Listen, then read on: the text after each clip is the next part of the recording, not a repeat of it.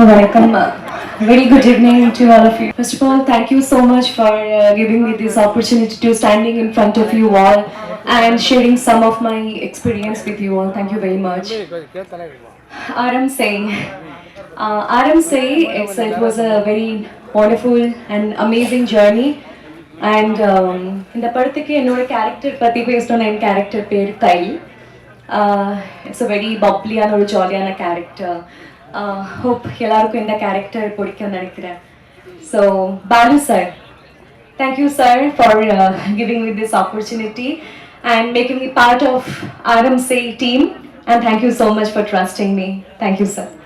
Balu sir pati presnona, Balu sir, he is a very active and very energetic person on set, and at the same time nadikumbodu and direction பண்ணும்போது it's very difficult, so he handled very smartly, and his energy is very very energetic, so it's helped a lot for us. And our producer ma'am, Sweta ma'am, she was such a beautiful lady. She's so sweet to everyone. Thank you so much for ma'am for giving me this opportunity. Rombo nandri. And music, Shrikant Deva sir, he has given beautiful music in this movie. I think it's not here, so it was honored to working in same project. Thank you so much sir. I don't know where you. And Jiva, he was it was Jiva. It was a wonderful experience, amazing. Rombo supportive irundirukkinga. Rombo nandri. Thank you so much. And now coming to our ADs. So generally other state lende other language lende varumbodhu in that state la, and then acting in different language rombo difficulties irukum. So na appri onu persa feel pannala because of our ADs rombo nalla solli kuduthirukanga. They have been so supportive and kind to me. Thank you so much all our ADs, especially Jiva sir.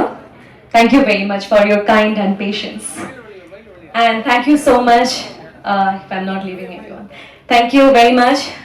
Thanks all the media, and thank you so much for Aram Say entire team and crew. Thank you very much. Thank you so much.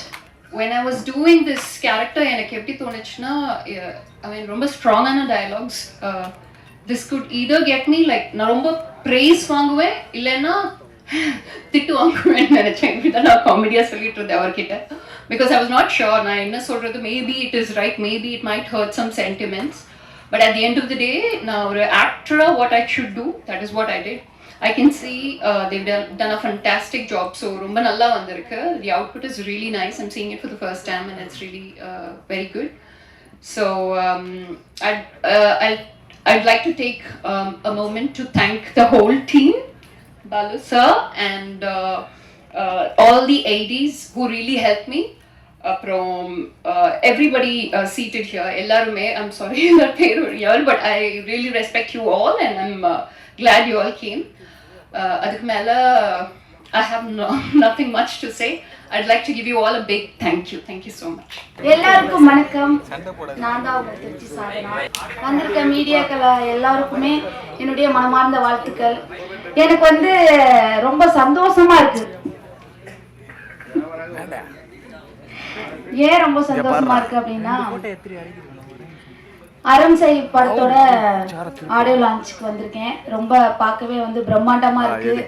ஒரு அரசியல் சம்பந்தமான ஒரு படம் எடுத்திருக்காங்க sir. துணிஞ்சு அரசியல் சம்பந்தமா எல்லாமே ஓப்பனா எல்லா கட்சியினரும் பேசுற மாதிரி எல்லாமே டைலாக்கோட சூப்பரா எடுத்திருக்காங்க. எனக்கு ரொம்ப பிடிச்சிருக்கு. இன்னொரு விஷயம் அப்படின்னு பார்த்தீங்கன்னா, இந்த அறம் செய் படத்துல நிச்சர போற இது வேற கத்த போறேன். ஹலோ சார், சாரி சார், ஏதோ ஃப்ளோ வந்துச்சு சார், சாரி சார். எங்கிட்ட போனாலும் அடியா விழுது. என்ன பண்றேன்னு தெரியல. இந்த எப்படி சொல்றது, நம்ம சார் எப்படின்னா படத்தை பத்தி மட்டும்தான் பேச சொன்னாங்க. ஆனா அப்படி பர்சனலா பத்தி பேச விட்டு இங்கெல்லாம் பூகம்பம் அப்படியே கிளம்புது. இருந்தாலும் ஒருத்தர் முன்னேறதுக்காக 4 பேர் அட்வைஸ் பண்ணா அதை கண்டிப்பா நம்ம ஏத்துதான் ஆகணும். அவங்க நமக்கு அக்கறையோட தான் பண்றாங்க அப்படின்னு சொல்லிட்டு நம்ம மனசார ஏத்துக்கணும். அதை நான் ஏத்துக்கிறேன் கண்டிப்பா. ரொம்ப சந்தோஷம். முக்கியமான ஒரு விஷயம் என்னன்னா, இந்த படத்துல நான் நடிச்ச கேரக்டர் ரோல் பாத்தீங்க அப்படின்னா ஜெயலலிதா அம்மா. ஆமா, ஜெயலலிதா அம்மா மாண்புமிகு இரும்பு பெண்மணியான அந்த எப்படி சொல்றது, முன்னாள் முதலமைச்சர் அவர்களுடைய வேடத்தில் நான் வந்து நடிச்சிருக்கேன். ரொம்ப சந்தோஷமா இருக்கு. இந்த கேரக்டர்ல பாத்தீங்கன்னா யாருமே வந்து ஓப்பனா நடிக்க மாட்டோம் அப்படின்னு வந்து சொல்லிட்டாங்களாம். கடைசியா வந்து நம்ம பாலு வைத்தியநாதன் சாரு அப்புறம் ஜீவா சாரு 2 பேரும் வந்து என்னை வந்து நடிக்கிறியான்னு வந்து கேட்டாங்க.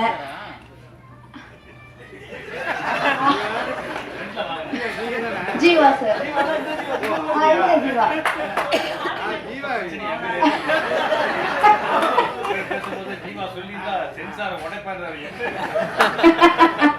அதான் 2 பேர் வந்து கேட்டாங்க, எப்படிமா இந்த கேரக்டரோட நீங்க வந்து நடிப்பீங்களா அப்படின்னு சொல்லி கேட்டாங்க.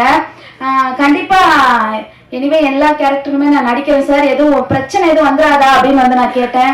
இது வந்து ஒன்லி நடிப்பு தானமா, இந்த அரண்சை அப்படிங்கிறது நம்ம கூட படத்து மூலியமா வெளிக்காட்டல அப்படின்னா இந்த நாட்டுல சில விஷயங்கள் வந்து நமக்கே தெரியாம அதை சொல்றதுக்கு யாரும் தயங்கி நிக்கிறாங்க. சோ இந்த படம் பார்க்காத எல்லா மக்களும் நேரடியாக தன்னம்பிக்கையா தைரியமா வந்து இந்த படத்தின் மூலமா எல்லாரும் வந்து துணிஞ்சு யாரா இருந்தாலும் பயப்படாம கேட்கணும் அப்படிங்கிறதுக்காக தான் இந்த படம் வந்து நான் வந்து எடுக்கிறேன். அதனால சோ உனக்கான கேரக்டரோட நீங்க பண்ணுங்க அப்படின்னாங்க. கொஞ்சம் தயங்கியே இருந்தேன். அப்புறம் இன்னொரு விஷயம் என்னன்னு பாத்தீங்கன்னா, அந்த அம்மாவோட ஆட்டிடியூட், அந்த அம்மா எப்படி நடக்கிறாங்க, பேசுறாங்க, பாவனை, அவங்க எப்படி நடந்து வர்றாங்க போறாங்க, இதெல்லாம் வந்து வீடியோவா நீங்க வந்து ஒரு டைம் பாருங்க அப்படின்னு சொல்லிட்டே இருந்தாங்க. கடைசியில சரி ஓகே சார் அப்படின்னு சொல்லிட்டு பார்த்தேன். எனக்கு வந்து டைலாக்ஸ் வந்து எனக்கு வந்து நிறைய கொடுத்தாங்க. அதை வந்து பின்பற்றி சாரோட நம்பிக்கையை இழக்காம கண்டிப்பா என்னால முடிஞ்ச வரைக்கும் இந்த படத்தை வந்து நான் வந்து நடிச்சு கொடுத்துருக்கேன். என் மனசார எப்படி சொல்றது, நானே ரொம்ப சந்தோஷப்படுறேன். நீங்க எல்லாருமே இந்த மீடியாக்கள் ஆப்போசிட்டா வந்து நல்லதும் நடக்கும் கெட்டதும் நடக்கும், இந்த மாதிரி வந்து கஷ்டப்பட்டு எடுக்கிற படத்துக்கு நீங்க வந்து உறுதுணையா ஒரு ஹெல்ப்ஃபுல்லா இருந்தீங்க அப்படின்னா எங்களுக்கு வந்து ரொம்ப சந்தோஷமா இருக்கும். முதல் படம் வெளியாக உள்ளது. ஒரு 15 படம் நடிச்சு முடிச்சுட்டு, ஆனா வரவிக்கிறது வந்து இந்த படம் தான், அரண்சை படம் தான் வரப்போகுது. ஸோ எல்லாரும் சப்போர்ட்டா இருந்து எங்களுக்கு இந்த மாதிரி டீமுக்கு, எல்லா டீமுக்கும் எங்களுக்கு வந்து ரொம்ப கஷ்டப்பட்டு எடுத்துருக்காங்க அரண்சை. அதனால இந்த டீமுக்கும் நீங்க வந்து என்ன சொல்றது, எனக்கு அவர் சொன்னதே மைண்ட்ல ஓடிட்டே இருக்குது. டக்கு டக்கு டக்கு டக்கு டக்குன்னு ஓடுது. என்னடா கூப்பிட்டு வச்சு இவ்வளவு அழகா தெளிவா பேசுறாரு அப்படின்னு சொல்லிட்டு இப்போ சப்போர்ட் பண்ணுங்க எல்லாரும். நீங்க சொல்றதுனால. உங்க பேர் என்ன சார்? குணாஜி. இங்க பாத்தீங்கன்னா இங்க அரசியல் வட்டமே நடத்திட்டார் குணாஜி. கத்து கத்து கத்து கத்துன்னு கத்துனாலும் இங்க ஒரு கை தட்டினா ஓசையே வராது. அந்த காலத்துல சொன்ன மாதிரிதான், எல்லாரும் சொன்ன மாதிரிதான், நீங்க கத்த நாங்க கேட்க, இவ்வளவுதான். எல்லாருமே கத்தணும் உங்க மாதிரி கோரஸா, இல்லைங்களா? அதனால ஒருத்தர் எனர்ஜியை வேஸ்ட் பண்ணி கத்தி கத்துனா அவங்க ஆப்போசிட்ல வாயதான பார்த்தாங்க, வேற ஏதாவது பேசினாங்களா? பேச முடியல, ஏன்னா நீங்க பேச விடல. சோ அதனால படம் எப்படி எடுத்துருக்காங்கன்னா, எல்லாரும் ஒற்றுமையா இருந்து போராடுங்க, இந்த தமிழ்நாட்டுக்கு நல்லதை வந்து நீங்க கேளுங்க, போராடி வாங்குங்க, உண்மையை உறக்க சொல்லி எல்லாமே பண்ணுங்க அப்படிங்கிறதுக்காக தான் அரண்சை படம் வந்து எடுத்திருக்காங்க. அதனால எல்லாரும் சப்போர்ட்டிவா இந்த படத்தை ஆதரிச்சு மேலும் எல்லா பேரும் போய் தியேட்டர்ல போய் கண்டிப்பா பாருங்க. எங்கிட்டாவது சைடு கீழ போய் ஏதாவது பார்த்துக்கிட்டு தொலைஞ்சிடாதீங்க. அதனால வந்து தயவு செய்து தியேட்டர்ல வந்து பாருங்க. முக்கியமா வந்து ஜீவா சார் ரொம்ப நன்றி. அது வந்து மேம் உங்களுக்கு ரொம்ப ரொம்ப நன்றி. பாலு வைத்தியநாதன் சார் உங்களுக்கு ரொம்ப நன்றி சார். உங்களுக்கு நன்றி சார். பேர் தெரியல, ஜாப்பு வருதனா, ரொம்ப நன்றி.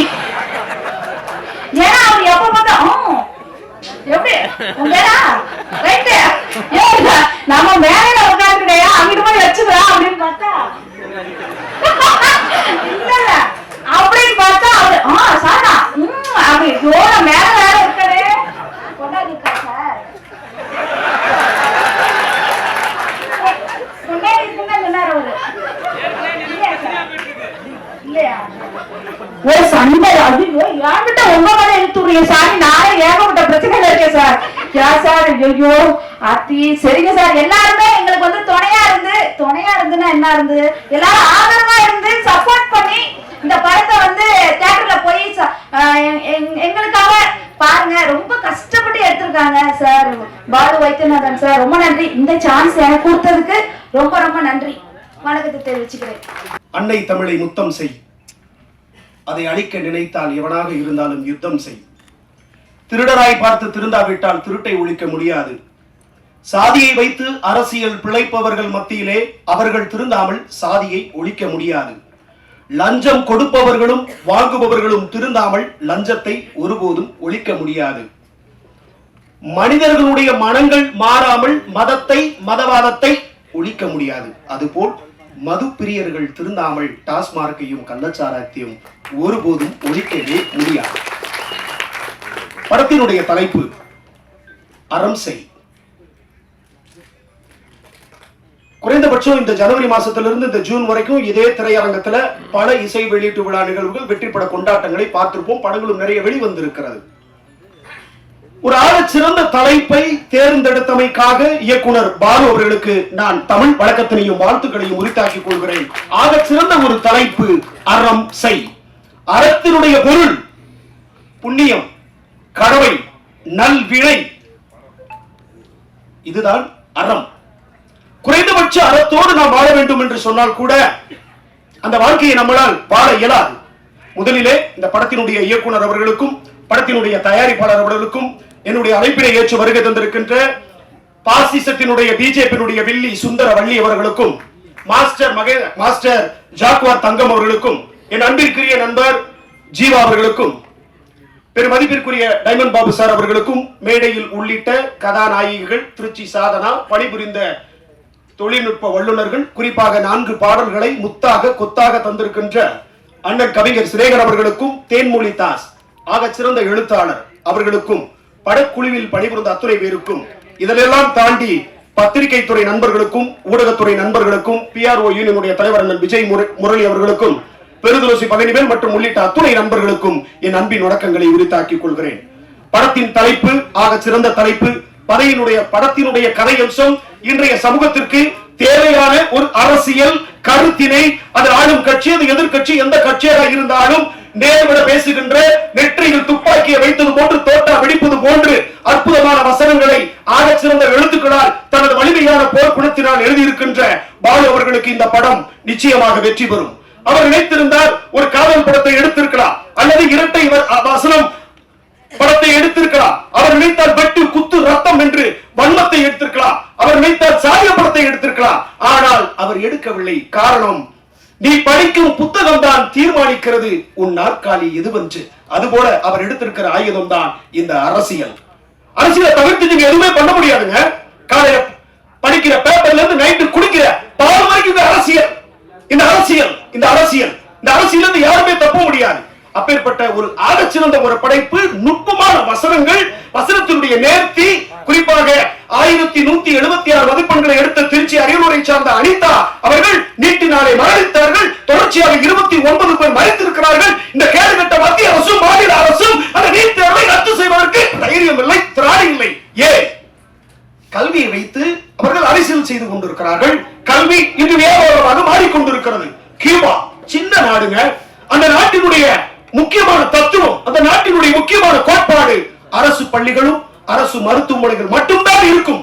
ஒரு தனியார் மருத்துவமனையோ, தனியார் கல்லூரியோ, தனியார் பள்ளிக்கூடமோ கியூபாவிலே கிடையாது. ஆனால் எல்லா வளமும் இருக்கின்ற தமிழ்நாட்டிலே எத்தனை ஆட்சி மன்னர்கள் இருந்த காலத்திலே ஒரு தமிழக அரசு தமிழக பள்ளிக்கூடங்களை சீராக சிறப்பாக அதை கொண்டு வரவர்களால் இயலவில்லை. காரணம், அது அரசியல், அரசினுடைய நுட்பம், இந்த புள்ளிகள் அவர்களை அப்படி நகர்த்தி கொண்டிருக்கிறது. அந்த வகையிலே இயக்குனர் பாலு அவர்களுக்கு நான் சிறந்தாழ்ந்த வழக்கங்களை உரித்தாக்கிக் கொள்கிறேன். தோழர் ஜீவா அவர்கள் பேசினார் சென்சார பத்தி. சென்சார் 42 இடத்துல கற்றுக் கொடுத்ததுக்கு சென்சார் யார்? சென்சார் சென்சார் என்ன? What is the definition of the sensor? எப்ப கொண்டு வந்தா? 1909ஆம் ஆண்டு பிரிட்டிஷ்காரன். ஏன் பிரிட்டிஷ்காரன் கொண்டு வந்தா அப்படின்னா, அடக்குமுறை, ஒடுக்குமுறை. இங்க மக்கள் யாரும் போராட முடியவில்லை. போராடினால் அடித்து நொறுக்குவது. அடுத்து எழுத்தின் மூலமாக வந்தார்கள். எழுத்திலேயும் அந்த அச்சுக்கலைகளை உடைத்து போட்டார்கள். அதுக்கு அடுத்த பிறகுதான் புரட்சி வெடிக்கிறது. ராஜேஷ் புரட்சிகரமா போகும்போது புரட்சி எப்படி இருக்கும்? நான் டவுன் ஆயிட்டேன்னு ஃபீல் ஆகுது. ராஜேஷ் கரெக்டாவே ஆமா, இதுல அரசியல் பண்ணல. புரட்சிகரமா அந்த அச்சுத்தாள்களை முடக்கினார்கள். அதுக்கு பிறகு இவர்கள் எந்த வகையிலே போராட்டத்தை எடுக்க வேண்டும் என்று சொல்லி காணொலி வடிவாக வீடியோ காட்சிகளின் மூலமாக பிரிட்டிஷ்காரனுடைய ஏகாதிபத்தியத்தையும் அடக்குமுறைக்கும் எதிராக படத்தை எடுத்து அதை வெளியிடும் பொழுது டாக்குமெண்டரியாக புரட்சி தீ பற்றி எரிந்தது, விடுதலை பிறந்தது. அதற்கு பிறகுதான் சுதந்திரத்துக்கு பிறகு 1952ஆம் ஆண்டு சினிமாட்டோகிராஃப் ஆக்ட் என்கின்ற ஒரு சட்டத்தை கொண்டு வந்து பிரிட்டிஷ்காரர்கள் அதை அமுல்படுத்தினார்கள். நம்முடைய அடக்குமுறையை இப்படி வெட்ட வெளிச்சம் போட்டு காட்டுகிறார்களே, இனி இந்த படம் இப்படி வெளியே வரக்கூடாது, அது நமக்கு பாதிப்பு என்று நினைத்துத்தான் அந்த சென்சார் போர்டு சட்டத்தை கொண்டு வந்தார்கள். எனக்கு தெரிந்து சென்சாரிலே யார் இருக்கிறார்? பிஜேபி அரசினுடைய உறுப்பினர்கள் தான் இருக்கிறார்கள். எதற்கு சென்சார்? பாலு அவர்கள் செக்ஸ் படம் எடுத்தாரா, இல்ல ஜாதிய படம் எடுத்தாரா? அப்ப கேட்கறதுக்கு யாரும் இல்லைன்னா நான் கேட்பேன். ஏன்னா அந்த மண்ணுக்கானவன், அந்த மக்களுக்கான, இந்த சினிமா துறைக்கானவன், அரசு வேலையை தூக்கி எறிந்துவிட்டு சினிமாவை நேசித்து வந்தவன் நான் கேட்பேன். முன்னாடியே ஜீவா அவர்கள் சொல்லி இருந்தால் தமிழகத்திலே சென்சார் கூட இருக்கிறாரு, அடிச்சு உடைச்சு எரிஞ்சிருப்போம். இது மாதிரி டைரக்டருக்கு மட்டும் இல்ல, சமூகத்தை சார்ந்து படம் எடுக்கிற அத்தனை இயக்குநர்களுக்கும் நான் சார்ந்திருக்கின்ற தமிழக வாழ்வுரிமை கட்சி எப்பொழுதுமே ஆதரவாக இருக்கும். நிறைய பேசணும், 2 விஷயத்த சொல்லிட்டு நான் முடிச்சுறேன். எனக்கு நிறைய பேர் இருக்காங்க. திருச்சி சாதனா அவர்களே, நீங்கள் வந்திருப்பது எனக்கு எல்லையில்லா மகிழ்ச்சி. அன்னைக்கு வந்து கணவன் மனைவி நல்லா நுட்பமாக கவனிச்சுக்குங்க. இது அறிவுரையா சொல்லலை, நான் என்னுடைய வழி, என்னுடைய உணர்வை நான் உங்ககிட்ட ஷேர் பண்ணிக்கிறேன். அன்னைக்கு ஹஸ்பண்ட் அண்ட் ஒய்ஃப், கணவன் மனைவி திருமணம் முடிச்சு குழந்தை பிறந்துருந்துச்சுன்னா தான் பெத்த பிள்ளைக்கு பாலை கொடுக்கணும்னா கூட மாமா கொஞ்சம் அப்படி இருங்க அப்படின்னு சொல்லி மாற விளக்கி விட்டு தான் பால் கொடுப்பாங்க. ஆனா இன்னைக்கு நீ யூடியூப்ல எங்க போன அவன் ஓப்பனா ஏதோ உலகத்தினுடைய பிம்பமாய் காட்டுறாங்க. இதெல்லாம் எப்படி? இது வந்து என்னன்னா, இதை கேட்கறதுக்கு சிரிக்கிற மாதிரி இருக்கும். அதனுடைய நுட்பமான விஷயத்தை நீங்க புரிஞ்சீங்கன்னா அதை இனிமேல் செய்ய மாட்டாங்க. அப்படி இருக்கிறாங்க. இன்னைக்கு சாதனா அவர்கள் தனக்கு இருக்கிற திறமையை வைத்து அவ்வளவு ஃபாலோவர்ஸ் வச்சு இன்னைக்கு அவங்க கிராமத்திலே அவங்க கட்டியிருக்க விடுத்த பெரிய விடா இருக்கும்னு நினைக்கிறேன். சந்தோஷம், வாழ்த்துக்கள். ஆனா அதே சமயம் நீங்க நிறைய வீடியோஸ் போடுறீங்க, வயக்காட்டுக்கு போறீங்க, அழகா ஓப்பனாவே குளிக்கிறீங்க, பிரபஞ்சம் பார்க்குது, அதை ரசிகர்களும் நிறைய பார்க்கறாங்க, நான் கொண்டு அது உள்ளபடி, அது உங்களுடைய தனிப்பட்ட சுதந்திரம், அதுல நான் தலையிட விரும்பல. ஆனால் ஒரு நீட் தேர்வை பத்தி நீங்க ஒரு பதிவு போடுங்க, ஒரு சாதி ஒழிப்பை பத்தி ஒரு 2 நிமிஷம் பேசுங்க, லட்சக்கணக்கான ஃபாலோவர்ஸ் உங்களுக்கு வருவாங்க. உங்க மேல இந்த சமூகம் அவர்கள் நல்ல ஒரு மதிப்பை வைத்திருக்கும். இந்த படத்துல கூட நீங்க ஒரு அற்புதமான ஒரு கேள்வியை கேட்டீங்க முதல்வர் அவர்களை நோக்கி. அதே மாதிரி சினிமாவில் இருக்கிற நடிகர்களை பத்தி ரொம்ப நேர்த்தியாக பேசுகின்ற, நான் பெரிதும் மதிக்கின்ற பத்திரிகையாளர் 71 வயது நிரம்பிய இளைஞன் அண்ணன் பைல்வான் ரங்கநாதன் அவர்களுக்கும் ஒரு வேண்டுகோள். நீங்கள் இங்க இருக்கக்கூடிய விஷயங்களை ஆணித்தரமாக அப்பட்டமாக நீங்கள் சொல்லுகிறீர்கள். அது சினிமாவில் இருக்கிறது, அதை திருத்தணும். நான் திருந்ததுக்கு தான் நான் சொல்றேன். இது நான் போய் பார்க்கல, நான் கேள்விப்பட்டதை சொல்றேன், அதுக்கு ஆதாரம் இருக்கு அப்படின்னு சொல்றீங்க. ஓகே, உள்ளபடி ரைட் இருக்கட்டும். ஒரு டிபார்ட்மெண்ட்ல வேலை பார்த்த ஒரு அதிகாரி கொஞ்சம் அறம் இருக்கணும். ஏன்னா இந்த படத்தின் தலைப்பு அறமா இருக்கிறதுனால அறம்னா என்னன்னு நான் சொல்லித்தான் ஆகணும். நான் எல்லாரும் போய் வந்துட்டு படம் நல்லா இருக்கு, சூப்பரா இருக்கு சொல்லிட்டு போறதுக்கு நான் வரல. நான் அப்படி ஆள் கிடையாது. நான் சாப்பாட்டுக்காக சண்டை போற ஆள் இல்ல, சாவுக்காக சண்டை போடுற கூட்டத்துல இருந்து ஒண்ணு வேணும். அதனால நான் சொல்லணும். அதனால என்னுடைய தாழ்மையான வேண்டுகோள். இப்ப கள்ளச்சாராயம் 51 பேர் செத்தாங்க, அதை பத்தி ஒரு வீடியோ போடுங்க, அதை பத்தி ஒரு விழிப்புணர்வு கொடுங்க. சமூகம்னா என்ன? நீ நான் டீ விக்கிறவன், காபி விக்கிறவன், குப்பை வாங்குறவன், டாக்டர், இன்ஜினியர் எல்லாமே சமூகம் தான். இந்த சமூகத்துக்குள்ளதான் சினிமாவும் இருக்கு. ஆக சினிமாவில் நீங்க களை எடுக்கிறீங்க, அதே மாதிரி அரசியல் நீங்க களை எடுங்க. இன்னும் உங்களை நிறைய பேர் நேசிப்பாங்க. ஏன் உங்க டிபார்ட்மெண்ட்ல டிஎஸ்பி விஷ்ணுபிரியா மேலிடத்துல கொடுத்த டார்ச்சர்னால தற்கொலை பண்ணிக்கிட்டாங்க. அந்த கேஸ் சிபிஐக்கு மாறிச்சு. இன்னைக்கு வரைக்கும் காவல்துறையில வேலை அவங்களுக்கே நீதி கிடைக்கல. எப்படி நீதி கிடைக்கும்? ஐஐடி காலேஜ் பாத்திமா பரணாமன்ற பார்ப்பன ப்ரொஃபசர் டார்ச்சர் பண்ணி தமிழ்நாடு பாதுகாப்பான நாடுன்னு சொல்லி கேரளாவில இருந்து அந்த புள்ளைய அனுப்புனாங்க. அதுக்கு இன்னும் நீதி கிடைக்கல. ஏன் வேங்கவே இல்லை? குடிக்கிற தண்ணியில பீயுங்க, பார்த்து சொல்லும் போது எவ்வளவு அசிங்கமா இருக்கு, எவ்வளவு கூச்சப்படுறோம். மனம் கொட்டுனாங்க. இன்னைக்கு வரைக்கும் அதுக்கு தீர்வு கிடைச்சிச்சா? கிடைக்காது, கிடைக்கவும் மாட்டாங்க. இதெல்லாம் பற்றி நீங்க ஒரு காணொலியிலே பேசுகிற பொழுது இன்னைக்கு ஏன் நான் உங்களை வலியுறுத்துறேன்னா, இங்க படிச்சதுன்னு சொன்னா எவனும் கேட்கறது இல்ல, ஆனா நடிச்சதுன்னு சொன்னா கேட்கிறியான். இந்த நாளைய தீர்ப்பேன்றா, நாளே ஓமைன்றா. என்னடா சொல்றீங்க? போராட்ட களம் வேறு, அறம் செய். இந்த அறத்தினுடைய மேன்மை. அறம்னா என்ன? எப்படி வாழ்ந்தார் ஏபிஜே அப்துல் கலாம் ஐயா? அறத்தின் நிலை கொண்டு வாழ்ந்தார். பதவி வளர்கிறார், சூட்கேஸ் எடுக்கிறாங்க, எல்லா பெட்டியும் எடுக்கிறாங்க. அந்த வேலையை சூட்கேஸை துடைக்க சொல்றாரு. ஐயா நான் தொடச்சிட்டேன்னு சொல்றான். மறுபடியும் நல்லா தொடங்கின்றாரு. தொடச்சிட்டேன் அப்படின்றாரு. இன்னும் நல்லா தொடப்பா அப்படின்றாரு. ஏன் அப்படி சுத்தமா தானே இருக்கு, இன்னும் துடைக்க சொல்லிக்கிட்டே இருக்கீங்க அப்படின்னு சொல்ல ஐயா அப்துல் கலாம் சொன்னாரு, இங்க இருந்து போகும்போது என் பெட்டியில ஒரு தூசி கூட ஒட்டி இருக்க கூடாது. இதுதாயா அறம். அவர் நினைச்சிருந்தா பிளைட்ல போயிருக்கலாம். ஏன் இதான் அறம்? அறத்தினுடைய பண்பு என்ன, அறத்தினுடைய கேரக்டரைசேஷன் என்ன, அந்த மாரலிட்டி என்ன சொல்லுது? நல்ல கண்ணு ஐயா எத்தனை பேருக்கு தெரியும்? இன்றைய இருக்கக்கூடிய ஜெனரேஷனுக்கு நல்ல கண்ணுனா தெரியாது. அவருடைய 84வது பிறந்த நாள் விழாவிற்கு 84 லட்சம் ரூபாய் தூக்கிட்டு போய் அந்த கட்சி கொடுக்குது. அப்படியே அந்த 84 லட்சத்தை வாங்கி மறுபடியும் கட்சிக்கே நிதியா கொடுத்த மனுஷங்க இன்னைக்கு ஒரு வார்டு கவுன்சிலர் 10,000 கோடி வச்சிருக்கான், 500 கோடி வச்சிருக்கான். எது அறம்? நிறைய பேசுறோம். இந்த அறம் நிச்சயமாக வெல்லும். படக்குழுவினர் அத்தனை பேருக்கும் என்னுடைய வாழ்த்துக்கள். இனிமேல் சென்சார் சம்பந்தமா எந்த பிரச்சனைகள் சொல்லுங்க. வழக்குகளுக்கு அஞ்சுபவன் நான் கிடையாது. பிறப்பு ஒரு முறை, இறப்பு ஒரு முறை. அந்த இறப்பு அர்த்தம் உள்ளதாக இருக்கணும். அந்த இறப்பு நம்மை நேசித்து வர வேண்டும். உங்களுக்கும் என்னப்பா போமா முடிச்சிரு, நானே முடிச்சிரு, எனக்கு தெரியும், தெரியும், நான் எல்லையை தாண்ட மாட்டேன். அனைவருக்கும் என்னுடைய மனமார்ந்த வாழ்த்துக்கள். மாஸ்டர் உங்களுக்கும் வாழ்த்துக்கள். படம் வெற்றி பெற என்னுடைய நெஞ்சம் நிறைந்த வாழ்த்துக்கள். எந்த ஒரு பிரச்சனையாக இருந்தாலும் சொல்லுங்கள். நானும் நான் சார்ந்திருக்கின்ற தமிழக வாழ்வுரிமை கட்சியும் அண்ணன் முத்தமிழன் மேல்முருகன் அவர்களும் எப்பொழுதும் உங்களுக்கு உடன் இருப்பார்கள். அறம் வெல்லும். பாலு சார் வெல்வீர்கள். நன்றி, வணக்கம். மேடையில் அமர்ந்திருக்கும் பெரியவர்கள் அனைவருக்கும், வந்திருக்கும் பத்திரிகை சகோதர சகோதரிகள் அத்தனை பேருக்கும் என்னுடைய பணிவன்பான வணக்கத்தை தெரிவித்துக் கொள்கிறேன். அறம் செய் இந்த படத்துடைய நாயகன் பாலு வைத்தியநாதன் அவர்கள். ஆங்கர் அவங்களுக்கு கைண்ட் இன்ஃபர்மேஷன் எழுதி கொடுப்பார், அதெல்லாம் செய்வார் அவர். அவர் வந்து இந்த படத்தின் நாயகன், கதாநாயகன் அண்ட் இயக்குனர், ப்ரொடியூசர். ஒரு ஒன் மேன் ஆர்மி மாதிரி அவர் வந்து ரொம்ப சிரமப்பட்டு அவர் மனசில் இருந்த ஒரு விஷயத்தை படமாக்குறதுக்கு பல நாள் அவர் வந்து முயற்சி பண்ணியிருக்காரு. அதுக்கான ஒரு கம்ப்ளீஷனே அவர் பட்டிருக்காரு. ஸோ எனக்கு ஒரு நல்ல நண்பர், இனிய மனிதர், பார்க்குறதுக்கு ரொம்ப முரட்டுத்தனமாக, அவருடைய ஆட்டிடியூட் பார்த்தீங்கன்னா ரொம்ப காரசாரமாக இருக்கும். பட் குழந்தை மனம் கொண்ட ஒரு பலாப்பழம் மாதிரின்னு வச்சுங்களேன். உள்ளுக்குள்ளே ரொம்ப ஸ்வீட்டான பர்சன்.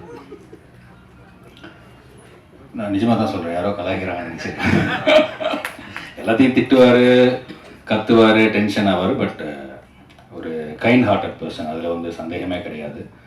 ஸோ ஏன்னா இப்போ நான் அவர்கிட்ட மேடையில் பேசி எனக்கு என்ன கிடைக்க போகுது அதெல்லாம் ஒன்றும் கிடையாது. நான் எப்பயுமே மனசில் இருக்கிறத சொல்கிறேன். நல்ல மனிதர். அண்ட் ஸ்வேதா மேடம் இந்த படத்துடைய தயாரிப்பாளர், அவங்களுக்கும். ஹீரோயின் மேகாலி ரொம்ப டேலண்டட், அழகான ஒரு பொண்ணு. Upcoming talented, perfectionist. ரொம்ப அவங்க வந்து ஹார்ட் ஒர்க்கர், ரொம்ப சின்சியர். நீங்கள் அந்த டான்ஸ் எல்லாம் பார்த்துருப்பீங்க. பாலு சாருக்கு டஃப் கொடுத்து பயங்கரமாக ஆடிருப்பாங்க. இல்லை, நானாக இருந்தால் அந்த அளவு கூட அவரளவு கூட ஆடி இருக்க மாட்டேன். அது வேற, அது உங்களுக்கே தெரியும். மாஸ்டர் அதனால தான் என்னை வந்து எனக்குன்னு எடுத்து வச்ச சாங்கை கூட பாலு சாரே ஆடிட்டாரு. அது என்ன பாட்டுக்கு? இல்லை அது இல்லை, இன்னொன்று அந்த பின்னி பெடல் எடுத்து பிரிச்சு மேய போறேன்னு ஒரு சாங்கை போட்டு காமிச்சா எனக்கு கமிட்டே பண்ணாரு. ஜி இதுல நீங்க தான் இந்த சாங் ஆடுறீங்க, உங்களுக்கு மேகாலிக்கும் ஒரு ட்ரீம் சாங்கு அப்படின்னாரு. அந்த சாங் இன்னைக்கு வரைக்கும் எனக்கு ட்ரீம்லேயே தான் ஓடிட்டு இருக்கு. இங்க வந்து பார்த்தா தான் உண்மையே தெரியுது. இன்னும் ஷூட்டிங் இருக்கு உங்களுக்குனாரு. அவரே தனியா ஷூட்டிங் போயிருக்காரு. எங்க நம்ம உள்ள போனா ஏதாவது கலாச்சிட போறோம்னு சொல்லிட்டு எங்களெல்லாம் அந்த பக்கமே வர விடல சாங் ஷூட் அப்போ. ஸோ நல்லா பண்ணியிருக்காங்க. ஸோ மேகாலி வந்து ஒரு நல்ல ஹார்ஸ் ரைடர், நல்ல டான்ஸு, ஃபிட்னஸ் கான்ஷியஸு, பர்ஃபார்மன்ஸ்க்காக ரொம்ப ஆர்வமாக, அதுக்காக டெடிக்கேட்டடாக, கமிட்டடாக வந்து இருக்கணும்னு நினைக்கிறவங்க. எதுக்காக சொல்கிறேன்னா, நம்ம ஒர்க் பண்ணதில் நிறைய அப்கமிங் டைரக்டர்ஸ், புதுசாக படம் எடுக்கிறவங்க வந்து ஒரு நல்ல ஹீரோயின் வேணும், நல்ல கோஆப்ரேட்டிவ் பண்ணி நல்ல ஒரு சின்சியரான பொண்ணுங்க வேணும்னு நினைக்கிறவங்களுக்கு நம்ம ஒர்க் பண்ண அந்த ஒரு நண்பர்களை நம்ம ரெக்கமெண்ட் பண்ணுற மாதிரி தான் இது. ஸோ ரொம்ப சின்சியர் பெர்ஃபார்மர், அவங்களுக்கு என்னுடைய வாழ்த்துக்கள். அண்ட் அஞ்சனா கீர்த்தி, அவங்களும் நானும் ஏற்கனவே ஒரு படம் பண்ணியிருக்கோம், ஜம்புன்னு ஒரு படம். பட் காம்பினேஷன் இல்லை, இந்த படத்தில் காம்பினேஷன். என்னுடைய இனிய நண்பர், அவங்களும் ரொம்ப டெடிக்கேட்டடான சின்சியரான ஒரு ஆக்டர். அண்ட் அண்ணன் ஜாக்குவார் அண்ணன் இந்த படத்தில் முதலமைச்சராக அவர் வராரு. பல அவருடைய வசனங்கள் எல்லாமே வந்து பார்த்தீங்கன்னா ரொம்ப கான்ட்ரவர்சியான ஒரு விஷயங்களாக தான் இருக்கும். இந்த படத்தோட கதை கேட்கும்போது கூட நான் வந்து ஃபஸ்ட்டு எப்படி வந்ததுன்னு சொன்னால், இந்த கோவிட்லாம் முடிஞ்சு யாருமே ஷூட்டிங்கே கூப்பிடல. படம் இண்டஸ்ட்ரியே அப்படியே டவுனில் இருக்கு. என்னடா இது ஷூட்டிங்கே யாரும் ஆரம்பிக்க மாட்டேன்றாங்களே, ஒரு ஃபோன் கூட வரலையே, படம்லாம் அவ்வளோதானா, இதுக்கப்புறம் ஆரம்பிப்பாங்களா மாட்டாங்களா, தேட்டர் வேற ஓட மாட்டேங்குது அப்படின்னு நினச்சிட்டு இருக்கும்போது ஒரு ஃபோன் வந்துச்சு. சார் வணக்கம், நான் பவுன் பேசுகிறேன் அப்படின்னு ஃபோன் பண்ணார் அவர்.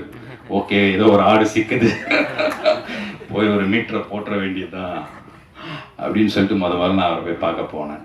சார் போனதுக்கப்புறம் சரி கதையை சொல்லுங்கள் சார். என்ன சார் இதில் நம்ம 4 பேர் ஒரு கேரக்டர் பண்ணுறோம் சார், ஒரு இது சார். சரி கதையை சொல்லுங்கள் sir. Sir full controversy sir, படம் நீ கதையெல்லாம் கேட்காதீங்க, ஃபுல் கான்ட்ரவர்சினாரு. நானும் ஒரு 4-5 வாட்டி கேட்டு பார்த்தேன். அதுக்கப்புறம் நான் கேட்கறதை விட்டேன். அடப்பாங்க சார், நீங்க படம் இருங்க நான் பாத்துக்கிறேன் டப்பிங்ல அப்படின்னு சொல்லி நான் ஸ்பாட்லயும் இப்படிதான். உங்களுக்கு தான் தெரியும் இல்ல, நம்ம வந்து அதனால எனக்கு இந்த படத்துடைய கதை என்ன, அவர் என்ன பண்றாரு எதுவுமே தெரியாது. டைலாக் சொல்லுவாரு, கேட்போம், நடிப்போம், அவருடைய மைண்ட்ல தான் ஒரு விஷயம் இருக்கும். அப்புறம் திருப்பி அது இல்லைங்க ரீஷூட் பண்ண போறேன்னு. சரி ஓகே, அவர் வந்து அவர் மனசுக்குள்ள ஏதோ ஒன்று வச்சிருக்காரு, ஒரு டைரக்டரோட ஃப்ரீடம். நம்ம போய் இதில் ஏதாவது கருத்து சொல்கிறோம், அதை சொல்கிறோம், இது சொல்கிறோம், அந்த சுதந்திரத்தில் தலையிட்டு அவரை டிஸ்டர்ப் பண்ணக்கூடாதுன்ட்டு நாங்களும் அவர் என்ன சொல்கிறாரோ அதை அப்படியே செஞ்சுருக்கோம்.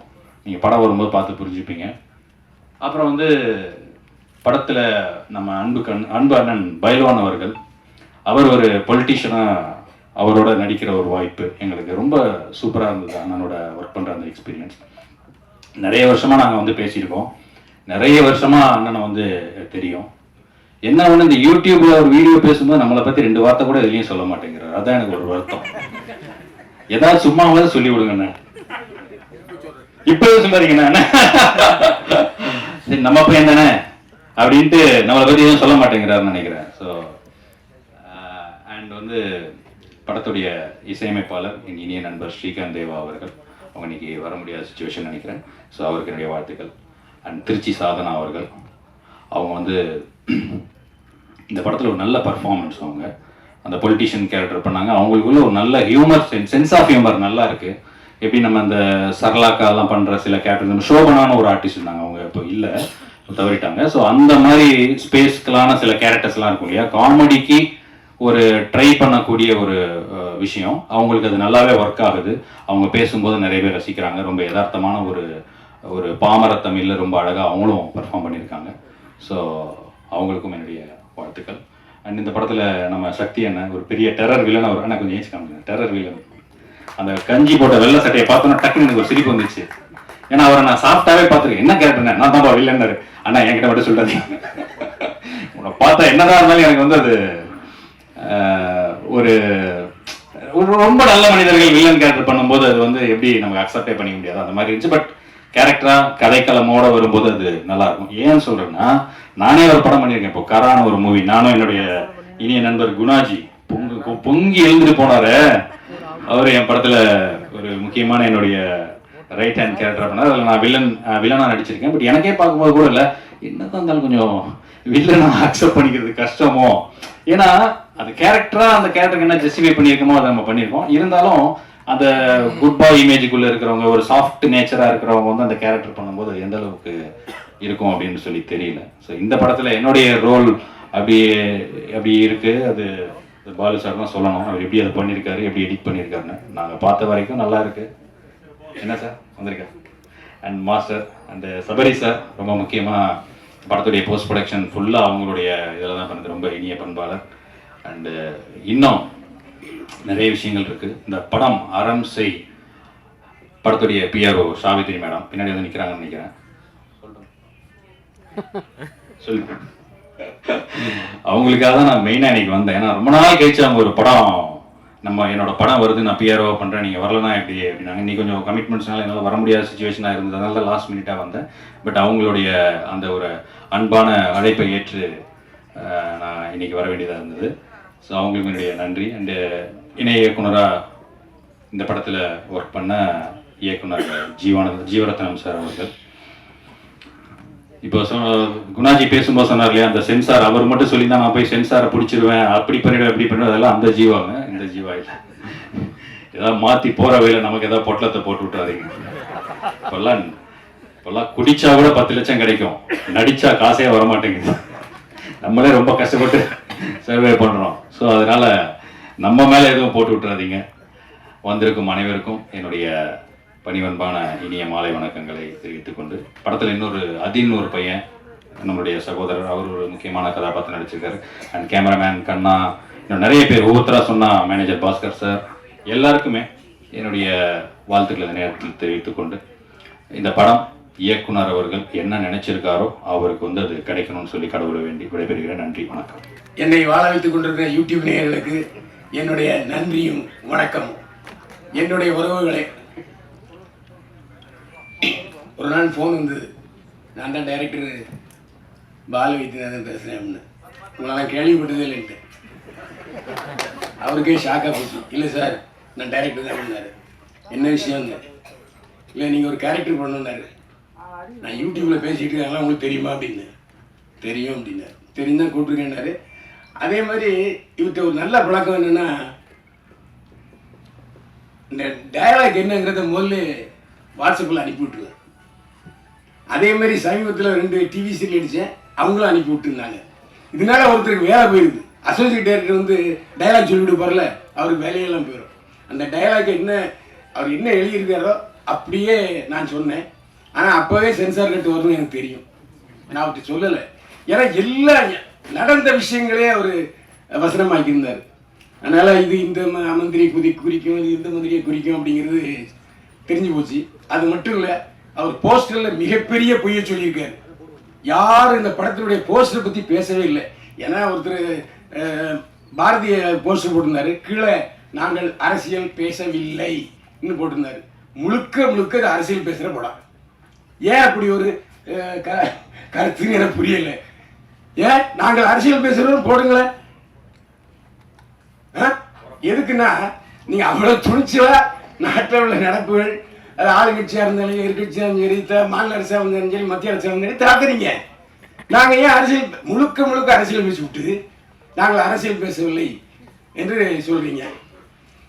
இதில் எனக்கு முன்னால் ஒருத்தர் இதில் என்னை பற்றி நீங்கள் பேசவே இல்லைன்னாரு. நான் இன்னைக்கு அவரை பற்றி நல்ல தகவல் சொல்லியிருந்தேன். ஜீவாவை பற்றி எனக்கு சொந்தக்காரர் அவர் இல்லை. இன்னொரு விஷயம் இருக்கு, அவர் ஒரு அரசியல் கட்சிக்கு பொதுச் செயலாளர். உங்களுக்கு தெரியுமா? யாருக்காவது தெரியுமா? அதான். ஏன் வைக்கீங்களா?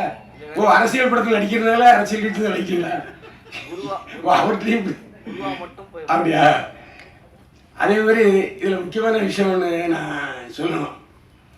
மாநில அரசை கிழிச்சாரு. அவருடைய தலைவரே திமுக சார்பில் கூட்டணியில் ஜெயிச்சவர். இந்த பேச்சுக்கள்லாம் முதலமைச்சருக்கு போன என்ன ஆகும்? நீங்க வாழ்வுரிமை கட்சி தலைவர், திமுக ஆதரவில் ஜெயிச்சவர், நீங்க எப்படி திமுக தப்பா பேசலாம்? நான் இந்த கேள்வி கேட்கிறேன். கச்சா அம்சான் போட்டு கிழிச்ச உடனே சரியா போச்சா? நான் சொல்றது, திமுக தயவில்லாமல் உங்கள் கட்சி தலைவர் எம்எல்ஏ ஆகியிருக்கிறாரா? என்ன வருது? அப்ப எப்படி என்ன நீங்க சொல்லலாம்? நான் ஆதாரத்தோட தான் பேசுறேன். நான் வந்து எனக்கு ஒரு விஷயம் சொல்லுங்க. இப்போ வந்து யூடியூப்ல தமிழ்நாட்டில் பார்த்தா 50 பைசா தான். ஆனால் அதே வெளிநாட்டில் உள்ளவங்க பார்த்தா ₹1.50. இன்னைக்கு எனக்கு பெண் ரசிகர்கள் ஜாஸ்தி. சிரிக்கலாம் பாருங்க, எல்லாருமே என்னுடைய ரசிகர்கள். ஆனா அவங்களுக்கு எதிராக நீங்க பேசுறீங்க. இதான் பேசின விட்டு அந்த சொல்லி திருச்சி சார்ந்த ஒரு விஷயம் நல்லா சொல்லிச்சு. நல்லா கத்தி பேசுனீங்க, கைத்தட்டல விழுது. கவனிச்சிங்களா? அப்ப ஏன் சொல்றீங்க? அதெல்லாம் வேண்டாம். ஆமா, இப்ப இன்னைக்கு கண்டென்ட் சொல்றதுங்கிறது தான் நான் வந்து பேசிக்கிட்டு இருக்கேன், தவிர வேற ஒன்றும் இல்லை. ஏன்னா என்னுடைய நண்பர்கள் எப்போவுமே இன்னைக்கு ஏன் கடைசியில் பேசி வச்சாங்கிறது கூட அதுதான் ஒரு காரணம். எல்லோருக்கும் நீங்களே உங்க கட்சி பேர் வாழ்வுரிமை கட்சி.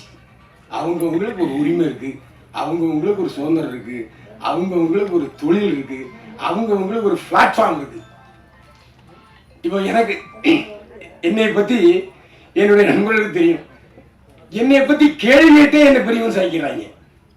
நான் இல்லாத பொழுதும் சரி, இருக்கும் பொழுதும் சரி, அந்த எதை சிரிச்சிட்டு இருக்காரு. அதுதான் இஷ்டத்தை கேள்வி வைக்கிறாரு. நான் அதே மாதிரி நானும் பார்த்தீங்கன்னா பேசாததை கூட தமிழில் வைக்கிறாங்க. அது ஏன் தப்பு இல்லை. தயவுசெய்து நீங்கள் என்னுடைய பதிவுகளை பார்த்தீங்கன்னா அவர் சொன்னார், அவர் தவறுன்னு சொன்னார். சமீபத்தில் 5 பதிவில் நான் பேசியிருக்கேன் கள்ளச்சாராய சாவுக்குன்னு. தமிழிலே வந்திருக்கு. சாராயம் காய்ச்சறவனையும் விற்கிறவனையும் அரசாங்கம் தூக்கல போடியான்னு சொல்லியிருக்கேன். நான் பேசியிருக்கேன். அவர் பார்க்கல, நான் செய்வேன். அவரு நான் தப்பா பேசுனது மட்டும் பார்க்கறான்னு தெரியல. எப்படியோ சொல்லலாம். நான் 5 விஷயம் போட்டிருக்கேன். அரசியல்காரனுங்கிற சேனல்ல போய் பாருங்க, எல்லாம் 1 லேக் மேல போயிருக்கு. சாராயங்க இன்னைக்கு நீங்க அரசியல் பேசணும், நான் அரசியல் பேசுனேன். இன்னைக்கு ஏன் கல் இறக்குறத அனுமதிக்க மாட்டீங்க? எல்லா மது ஆலைகளையும் வச்சிருக்கிறது ஆளுங்கட்சியும் எதிர்கட்சியும். எப்படி அவங்க வந்து விட்டுவாங்க? யாரும் கொஞ்சம் வாங்க வரீங்களா? அப்படின்னா அது அரசியல் ஆயிடும். இதுக்கு நான் சொல்ல வரேன்னு சொன்னா, என்னுடைய பதிவுகள் 20% மட்டும் பார்த்து விட்டு விமர்சிக்கிற இதே ஆட்கள் 100% பாருங்க. நான் தான் சொல்றேன், அரசியல்காரன் சேனல்ல 4 பதிவு போட்டிருக்கேன். 2 லட்சம் போயிருக்கு. எல்லாமே அரசை விமர்சித்து தான். ஆளுங்கட்சி மட்டுமல்ல, எதிர்கட்சியும் சேர்த்து விமர்சிச்சிருக்கேன். இன்னைக்கு கூட பேசிட்டு வந்திருக்கேன். அதுவே இந்த யூடியூப்ல அதிகமான வியூஸ் யாருக்கு இருக்காங்க தெரியுமா? ஒரு ரகசியம், சீமானுக்கு தான் அதிகமாக வியூஸ் இருக்காங்க. சீமானுக்கு தான் சீமானை பத்தி பேசினா மட்டும்தான் 4 லட்சம் 5 லட்சம் எகிருது. அது மட்டும் இல்லை, வெளிநாட்டில் உள்ள தமிழர்கள் எல்லோரும் விழுந்து விழுந்து பார்க்கிறார்கள். ராமநாதன் தமிழர் கட்சி சீமானை பத்தி பேசினா அவரு பேசினா. ஏன்னா பார்க்கிறவங்களுடைய டேஸ்டே வேற. பார்க்கிறவங்களுடைய டேஸ்ட்டுக்கு நாம அட்ஜஸ்ட் பண்ணி தான் சிலர் போக வேண்டியிருக்கு. இந்த அட்ஜஸ்ட்மெண்ட்டுங்கிற வார்த்தையை தப்பா நினைச்சுக்கிறாங்க. எல்லாருக்கும் அட்ஜஸ்ட்மெண்ட் இருக்கு. உடனே நீங்க தப்பா நினைச்சுக்கூடாது இந்த அட்ஜஸ்ட்மெண்ட்டுங்கிற வார்த்தை. எனக்கு நேரம் ரொம்ப அதிகமாக நான் பேச நினைக்கிறேன். இந்த அதே மாதிரி ஜீவா ஒரு வார்த்தை சொன்னாரு, காசே தர மாட்டேங்கிறாங்க நடிச்சா அப்படின்ட்டு. யாரை சொல்றாரு எனக்கு தெரியல. விளக்கு இது விதி விளக்கு பால் வைத்தினான்னு சொல்லணும். அவரு ஜீவானந்த் என்ன சொல்றாரு, விழுந்து கரெக்டா ஷூட்டிங் முடிஞ்சு எல்லாருக்கும் பைசா டான் அடிச்சார். உண்மையில எனக்கு கொடுத்தாரு. பேசுறதுக்கே கரெக்டா கொடுத்தாரு. எந்த சந்தேகமும் இல்லை. நான் ஜீவா மாதிரிலாம் பேச மாட்டேன். என்ன ஏன்னா அவர் பாதிக்கப்பட்டது நல்லா தெரிஞ்சது. ஹீரோன்னு சொல்லி ஏமாத்தி விட்டாருங்கிறாரு. உண்மையா இல்லையா? என்கிட்ட கதையே சொல்லல. என்ன எவ்வளவு அழகா ஒரு நடன காட்சி வச்சு விட்டுது, அதே பிடிக்கிட்டாரு ஐயா. அருமையா பேசுறீங்க. இந்த விழாவில் மிகச்சிற நாதத்தை, அதாவது நீங்க வந்து ஔவையார் மாதிரி இல்லாட்டி தொல்காப்பியர் மாதிரி எழுதிட்டீங்க. நான் உரை சொல்லிட்டேன். அதான் உண்மை. இதுக்கு டைரக்டர் பள்ளி சொல்லுவாருன்னு நினைக்கிறேன். அது மட்டும் இல்லை, நானும் மற்ற சில விஷயங்களை ஓப்பனா பேசுறேன். ஏன்னா என்னுடைய காரில் தான் நான் போயிருந்தேன். என்னுடைய கார் தான் அந்த அரசியல்வாதி கேரக்டர்ல நடிச்சது. அந்த அரசியல்வாதி கேரக்டர்லையும் ஒரு எழுத்து விடாம பார்ப்பார். கமா போட்டா அந்த கமா போடணும். அந்த மாதிரிலாம் ரொம்ப ஸ்ட்ரிக்டான ஒரு டைரக்டரை பார்த்து இவர்தான் பார்த்தேன். என்னைய ஒரு எழுத்து கூட மாற்ற விட மாட்டாரு. சாவடிச்சார் உண்மையிலே. ஏன்னா ஒரு டைரக்டர், அதாவது இந்த அட்ஜஸ்ட்மெண்ட்டுங்கிறது அவருக்கு இல்லவே இல்லை. அதான் உண்மை. ஏன்னா இப்போ எனக்கு தெரிந்த ஃப்ளோல நான் வரணும்ல. உண்மை. அவங்களே அக்காவே தலையாட்டுறாங்க. எதுக்கு நான் சொல்றேன்னா, ஒரு அமிக்கபிள் பர்சனா இல்லை. ஏன்னா இந்த டயலாக்கு எங்க இப்படி கொஞ்சம் மாத்திக்கலாமா? நோ நோ நோ, நான் இப்படியே பேசுறேன். ஆகா, நானும் ஜீவா வந்து சிலன் ஜீவா என்னை சமாதானப்படுத்துவார். அண்ணே கொஞ்சம் அமைதியா இருங்க, அண்ணே கொஞ்சம் அமைதியா இருங்க, இப்படிதான் அவரு சொல்லுவாரு. எதுக்கு? அதனால அந்த ஒரு நாள் ஷூட்டிங் நடந்துச்சு. அந்த ஒரு நாள் ஷூட்டிங்லேயே நிறைய அசிஸ்டன்ட் டைரக்டர்ஸை பார்த்தேன். ஒரே ஒருத்தர் மட்டும் நான் வந்து அதான் ஜீவன் சொல்றேன்னு நினைக்கிறேன். அவர் தான் என்கிட்ட சொன்னார். அவர் தான் பாவம் வயசான ஆளுமே தெரிஞ்சுது. அவரும் சொன்னார், சார் டைரக்டர் என்ன சொல்றாரோ அதை கேட்டுங்க, சுத்தம் அப்படின்ட்டு. அதே மாதிரி மேனேஜர் மட்டும் பழைய ஆள். அவர் மட்டும் அண்ணே இப்படி தானே, எப்படி தானே அப்படின்ட்டு. Right, okay. ஏன்னா நல்ல வேலை மேனேஜர் மட்டும் பழைய ஆளை ஒருத்தர் வச்சுருந்தாரு. ஆனால் அந்த படத்தில் நான் ஷூட்டிங் போகும்போது பார்த்தீங்கன்னா ஜீவாவை தவிர வேற யாருமே எனக்கு தெரிஞ்சவங்க கிடையாது. ஹீரோயினை இன்னும் பார்த்ததே இல்லை. அதுக்கப்புறம் சாப்பிட்டுட்டு இருக்கும்போது பார்த்தாங்க, ஏதோ சப்பாத்தி எதனா சாப்பிட்டு இருந்தாங்க. ஜீவா பொறுத்தவரை எனக்கு எப்படின்னா 30 வருஷம் இருக்குமா, 30 வருஷம் அதிகமாக இருக்கு, 25 வருஷம். அதாவது என்றைக்கு லொல்லு சபா சந்தானம் ரிலீஸ் ஆகி போனாரோ அந்த இடத்துக்கு வந்தார் ஜீவா. ஏன்னா இவர் வந்து ஆக்சுவலாக வந்து ரஜினியுடைய ரசிகர். ரஜினி மாதிரியே பேசுவார், ரஜினி மாதிரியே நடிப்பார். ஆனால் அந்த லொல்லு சபா இதில் பண்ணும்போதும் சரி, அதுக்கப்புறம் ராஜ் டிவியில் பண்ணும்போதும் சரி, நான் அவரோட பயணிச்சிருக்கிறேன். நல்ல ஒரு, அதாவது எப்போவோ கதாநாயகன் ஆயிருக்க வேண்டிய ஜீவா இன்னும் அந்த முட்டுக்கட்டையிலே இருந்துகிட்டு இருக்காரு. அவர் வெற்றி பெற நான் வாழ்த்துக்கிறேன். மீண்டும் சந்திப்போம். வாழ்க வளமுடன். ஆரம்சை படத்திற்கு வந்திருக்கும் மேடையில் அமர்ந்திருக்கும் அனைத்து பெரியவர்களுக்கும் கரம் கூப்பி செலம் கார்த்தி நன்றிகள் வணக்கத்தை தெரிவிச்சுக்கிறேன். அதே மாதிரி பத்திரிகை நண்பர்கள், ஊடக நண்பர்கள், அனைத்து நண்பர்களுக்கும் நன்றி கலந்த வணக்கம் தெரிவிச்சுக்கிறேன். அதுக்கு மேலே எனக்கு முன்னாடி உட்கார்ந்துருக்க என் உயிருக்கு நிகரான தமிழ் பெருங்குடி மக்களுக்கு நன்றி கலந்த வணக்கத்தை தெரிவிச்சுக்கிறேன். அரம்சை படம் வந்து அண்ணன் சொன்னாங்க, நாங்கள் அரசியல் பேசவில்லைன்னு. நான் போகும்போது எனக்கு டயலாக் கொடுத்தாரா, என்ன ஏதோ ஒரு தாக்குற மாதிரி இருக்கே அப்படின்னு கேட்டேன். இல்லை மாஸ்டர் நீங்கள் பண்ணிடுங்க அப்படின்னாரு. நான் பண்ணிட்டு போயிட்டேன், ஒன்றும் தெரில எனக்கு. ஆனால் அது வந்து அதுக்கப்புறம் தான் பார்த்தேன், அதை காமிச்சாரு. பார்த்தா பயங்கரமாக நான் அரசியல் பேசியிருக்கேன் மாதிரி தெரிஞ்சு. சரி என்ன சார் அப்படின்னா, இல்லை இது ஒரு மாதிரி படம் சார் அப்படின்னாரு. ஆனால் பார்த்தா இந்த படம் ஓடலைன்னா வேற எந்த படமும் ஓடாது. அந்த மாதிரி ஒரு அற்புதமான கதை சார். உண்மையிலே உங்களுக்கு நாயை சொல்லுவேன் சார். இந்த மாதிரி துணிச்சலா இந்த இப்போ யாரும் படம் பண்ண மாதிரி எனக்கு தெரியல. அந்த அளவு மிக அற்புதமாக நீங்கள் படம் பண்ணியிருக்கீங்க. நீங்கள் என்கிட்ட வந்து பேசும்போது சொன்னீங்க, சினிமா மட்டும் பேசுங்க சார், வேறு எதையும் பேச வேண்டாம். நீங்கள் நானும் வேறு எதையும் பேசலை. இதில் நடிச்சிருக்க அத்தர்வரம் ஜீவா அவர்கள் வந்து அவர் ஒரு கடவுளுக்கு நிகரானவர் என்னை பொறுத்த வரைக்கும். அவர் வந்து இல்லைன்னு சொன்னாலும் சரி, நான் அவரை பார்த்த வரைக்கும் வந்து எந்த ஃபங்க்ஷன்லையும் எல்லாருக்கும் ஒரு ஊன்றுகோலா போய் நிற்கிறவர் அந்த ஜீவா. சொல்லிவிட்டு சார், உண்மையிலே நீங்களாம் நல்லா வருவீங்க சார். நீங்கள் கவலைப்படாதீங்க. புரட்சி தலைவரில் 46 வயசுக்கு மேலே பெரிய டாப் ஹீரோ. அதெல்லாம் நீங்கள் கவலைப்படாதீங்க. நான் வந்து 36 வயசுக்கு மேலே தான் டாப் ஃபைட் மாஸ்டர் ஆனேன். அதெல்லாம் வந்து இப்போ எனக்கு 72 வயசு. இன்னும் நான் ஹீரோவை நடிக்கிறேன். அதனால் ஒன்றுமே பிரச்சனை இல்லை. அதுக்கு வயசுக்கு சம்மந்தமே கிடையாது. உடம்பை நல்லா வச்சுங்க. நீங்கள் உடம்பு எப்பவும் பார்த்துருக்கணும், அப்படியே வச்சுங்க. அது மாதிரி நீங்கள் எப்போ வச்சுங்க. அதாவது குணாஜி அடித்து கலைக்கு விட்டு போயிட்டாரு. அப்புறம் அண்ணன் ரொம்ப வார்த்தை பேசிட்டாரு. டேமன் பாபு சார் ரொம்ப வார்த்தை பேசினாங்க. எல்லாத்துக்கு மேலே நமது பாசமிகு சகோதரி சுந்தரவல்லி அவர்கள் பேச்சை கேட்குறதுக்காக நாங்கள்லாம் ஆர்வமாக இருக்கோம். உண்மையான விஷயம் அதுதான். அதை உட்காந்துட்டு அவங்க பேசணும்.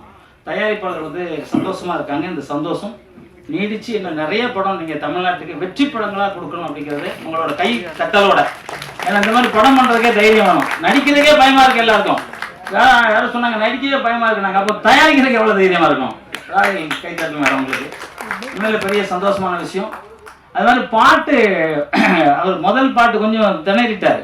நம்ம டைரக்டரு ஹீரோ படம் தயாரிட்டார். நான் அவங்க சுந்தரவல்லிகிட்ட சொல்லிகிட்டே இருந்தேன், இந்த பாட்டு கொஞ்சம் திணறிட்டாரு. அடுத்த பாட்டு அந்த என்ன சார் நீங்கள் பாட வேண்டிய பாட்டு என்ன பாட்டு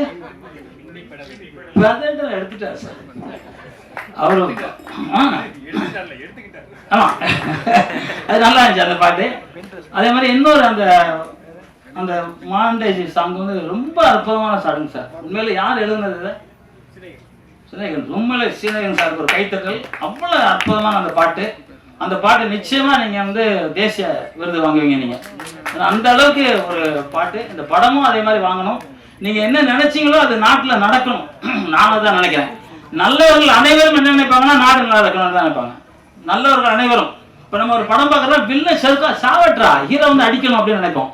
அதே மாதிரி தான் இந்த எல்லாருக்கும் இந்த ஒத்த கருத்து இருக்கு. நீங்க கடைசியில் அவங்க டைலாக் பேசுவாங்க, எல்லாம் ஒன்னா சேருங்க, மக்கள் ஒன்னா சேர்ந்து போராடணும்னு எல்லாருக்குமே ஆசை இருக்கு. ஆனால் வரமாட்டாங்க. ஏன்னா வீட்டுக்குள்ள போய் இருக்கணும்னு நினைப்பாங்க. இன்னைக்கு வந்து பாத்தீங்கன்னாக்க சாப்பாடு ஆக்குறது இல்லை யார் வீட்லையும். இன்னைக்கு அமெரிக்காவில் 1971 70% குடும்பம் பிரிஞ்சிச்சு. இன்னைக்கு வந்து 10% குடும்பம் கூட ஒன்னா கிடையாது. அமெரிக்கா ஒருத்தர் நண்பர் போனார், 10% கூட ஒற்றுமை கிடையாது. யாருமே கிடையாது. வீட்டில் தனியா ஒரு பெட்ரூம் இருக்கும். சாப்பாடு எல்லாம் ஆர்டர் பண்ணி சாப்பாடு வரும். அன்பு, பாசம், நேர்மை ஒண்ணுமே இல்லாம போச்சு. அந்த மண்ணா போச்சு. அது என்ன பிறந்தது எதுக்கு? நம்ம இன்னைக்கு நிறைய யூடியூப்ல பார்க்க மிருகம் கூட அவ்வளவு பாசமா இருக்கு.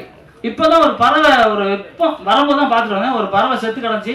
அதை ஒருத்தர் தடவை உயிருக்கு எவ்வளோ ட்ரை பண்ணாரு, செத்து போச்சு. இந்த பறவை கூட வந்து தூக்குனாரு.